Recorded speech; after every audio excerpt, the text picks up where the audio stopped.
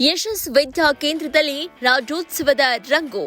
ಕನ್ನಡದ ಗೌರವ, ಸಂಸ್ಕೃತಿ ಮತ್ತು ನಾಡಿನ ಹೆಮ್ಮೆಯಾದ ಕನ್ನಡ ರಾಜ್ಯೋತ್ಸವದ ಸಂಭ್ರಮವನ್ನ ಪ್ರತಿ ಬಾರಿಯೂ ಅತ್ಯಂತ ಅದ್ದೂರಿಯಾಗಿ ಆಚರಿಸುವ ಯಶಸ್ ವಿದ್ಯಾ ಕೇಂದ್ರ ಮತ್ತು ಯಶಸ್ ಪದವಿ ಪೂರ್ವ ಕಾಲೇಜು ಈ ಶಿಕ್ಷಣ ಸಂಸ್ಥೆ ಪ್ರತಿ ವರ್ಷವೂ ಕನ್ನಡ ನಾಡಿನ ಗೌರವವನ್ನ ತಮ್ಮ ವಿದ್ಯಾರ್ಥಿಗಳ ಮೂಲಕ ಸಾರ್ಥಕಗೊಳಿಸ್ತಾ ಇದ್ದು, ಈ ಬಾರಿ ಕೂಡ ರಾಜ್ಯೋತ್ಸವಕ್ಕೆ ಸಾಂಸ್ಕೃತಿಕ ಕಣಜ ತುಂಬಿದ ಶೋಭೆಯನ್ನೇ ನೀಡ್ತಾ ಇದೆ.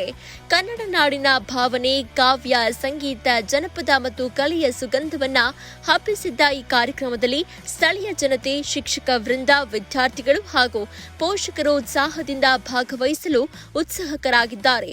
ದಿನಾಂಕ 15 ನವೆಂಬರ್ 2025 ಶನಿವಾರ ಬೆಳಗ್ಗೆ 8:30ಕ್ಕೆ ಆರಂಭವಾಗುವ ಈ ಉತ್ಸವದಲ್ಲಿ ಚಿಕ್ಕಬಾಣವರದ ಸುತ್ತಮುತ್ತಲಿನ ಪ್ರದೇಶವು ಕನ್ನಡ ನಾದದಿಂದ ಮೊಳಗ್ತಾ ಇದೆ. ಬೆಳಗ್ಗೆ 8:30ಕ್ಕೆ ಗಣ್ಯರನ್ನ ಬೆಳ್ಳಿ ರಥದಲ್ಲಿ ಕೂರಿಸಿ ವೀರಗಾಸೆ, ಡೊಳ್ಳು ಕುಣಿತ ಹಾಗೂ ವಿವಿಧ ಜನಪದ ಕಲಾ ತಂಡಗಳೊಂದಿಗೆ ಚಿಕ್ಕಬಾಣವರದ ಸಂತೆ ಬೀದಿ ಸರ್ಕಲ್ನಿಂದ ಯಶಸ್ ಸಂಯುಕ್ತ ಪದವಿ ಪೂರ್ವ ಕಾಲೇಜಿನವರೆಗೂ ಭವ್ಯ ಮೆರವಣಿಗೆಯನ್ನ ಮಾಡಲಾಗುತ್ತೆ.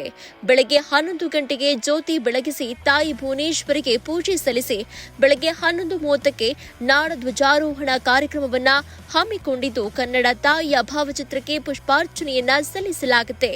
ಈ ಕಾರ್ಯಕ್ರಮದಲ್ಲಿ ಮುಖ್ಯ ಅತಿಥಿಯಾಗಿ ಜನಪ್ರಿಯ ಜನಪದ ಕಲಾವಿದ ಮತ್ತು ಚಿತ್ರನಟ ಗುರುರಾಜ ಹೊಸಕೋಟೆ ಭಾಗವಹಿಸಲಿದ್ದು, ಕಾರ್ಯಕ್ರಮದ ಅಧ್ಯಕ್ಷತೆಯನ್ನ ಸಂಸ್ಥೆಯ ಸಂಸ್ಥಾಪಕ ಅಧ್ಯಕ್ಷ ಆರ್ ಕೃಷ್ಣಪ್ಪ ಹಾಗೂ ಕಾರ್ಯದರ್ಶಿ ಆರ್ ರಾಜೇಶ್ವರಿ ಅವರು ವಹಿಸಲಿದ್ದಾರೆ.